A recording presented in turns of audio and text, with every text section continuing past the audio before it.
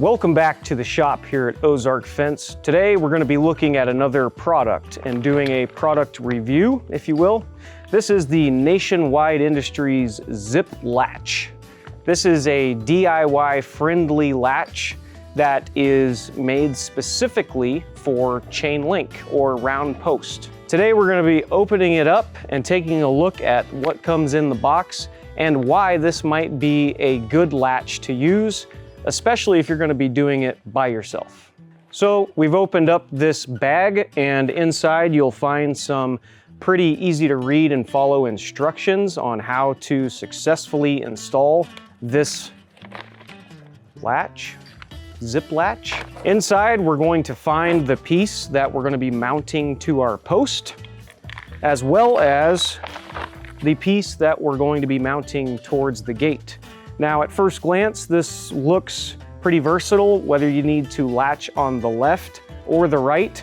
It looks like we can orient this in the correct direction to accommodate whatever side you're going to be latching on. Bless you! So after getting into the bag here and taking a quick look at the instructions, the very first step is going to be looking at what configuration, like we said before, whether you're going to be latching on the left or the right, and then also determining your height at which you're going to mount it. That is determined sometimes by your city code or regulations that you might have. I'm not sure if this was intended for a pool gate latch. It very well could be, but it is intended for a good option for chain link. This would be kind of a top pull latch design, and there's not a whole lot out there, at least easy ones to install for chain link. Most of them, at least the ones that we have, are kind of engineered for square, wood gates, vinyl, etc. This would be a really good option to use for a chain link gate. First, we're going to determine what side we're going to be latching this latch on. For today's purposes and our demonstration, we have our gate that is hinged on the left, and we're using Nationwide Industries self-closing chain link hinges for this demonstration that you can find at ozfence.store. This product here will also be available on our online store, ozfence.store. So because we have our gate hinged on the left, we're going to be mounting this on the right-hand side. And if you'll notice here, the tube mount bracket and the latch mount bracket can easily be flipped around for a right-handed installation. So that's pretty easy, and although I'm a fence guy and I got an eye for fence stuff, this is pretty easy to see and understand at first glance. So let's go ahead and do step number one, where we're going to use the zip ties to loosely mount both brackets onto our latch post. Now that we've identified what side we're going to be latching to, we're going to be taking our tube mount bracket and pretty loosely securing it to the latch post with the provided zip ties.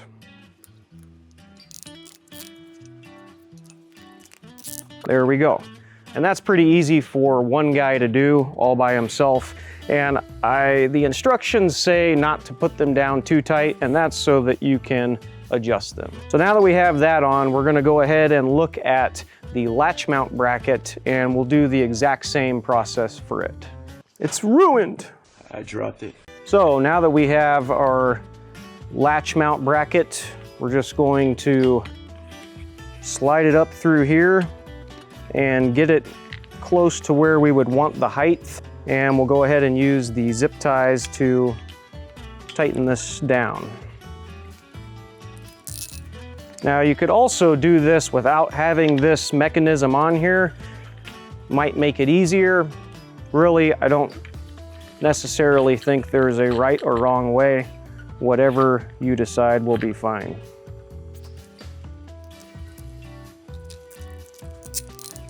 And just like that, there we go. We now have it kind of loosely secured to our latching post. Let's get back to the paperwork and see what the next step is.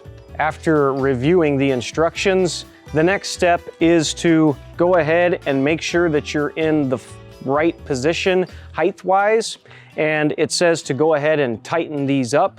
And so we'll just do that real quick. And after that, we're going to remove the latch assembly.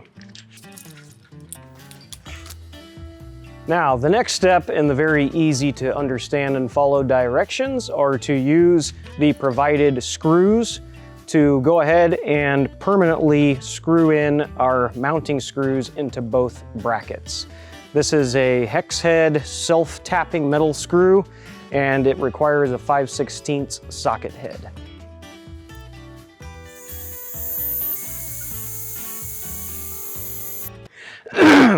So we've got the first one in. I'm just gonna double check and make sure that the zip ties and the top bracket haven't moved before I secure the next screw. And with these heavy duty zip ties, it has not moved at all. So let's go ahead and put this second screw in. Now that we have both the brackets installed with the self-tapping metal screws, we're now going to reinstall the actual latch body, latch assembly. You get the idea. So now that we have the latch assembly back into the brackets, our next step is going to be using the last two cable ties to mount our catch for the latch. And to do that, we're just going to keep it in the closed position and use the cable ties to go ahead and tighten it down.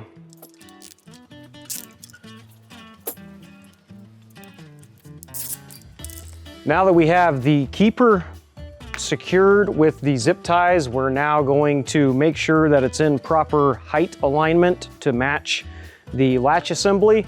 And we're going to use the last two remaining self-tapping metal screws to secure it into place.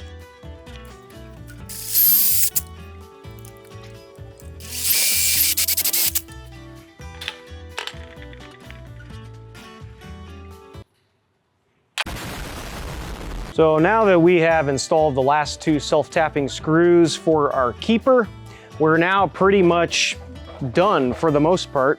The only thing left to do would be to make minor adjustments in the horizontal fashion. To do that, we're going to open it up, and there's a screw right here. And this screw will then allow our keeper to move horizontally to make sure that we're in. Sorry. I forgive you. If we open it back up on the back of the keeper, you'll notice a screw on both sides that's for a Phillips head. This will move the keeper to the right or the left for fine adjustments. The last thing that we want to do is use the provided Phillips head screw to connect the latch assembly into the latch bracket. And what that does is it just keeps the latch assembly from falling down or changing positions over time.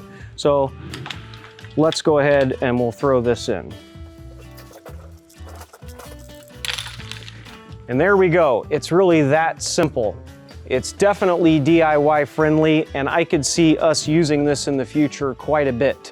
This is definitely a one-man job. No need for a big tool or multiple guys to go install this thing. You also might want to check out your city and building codes. Maybe it's supposed to be on the inside or outside. Height requirements also. It just depends on what type of gate you're going to be putting it on.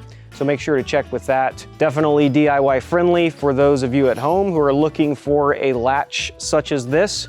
You can find it at ozfence.store.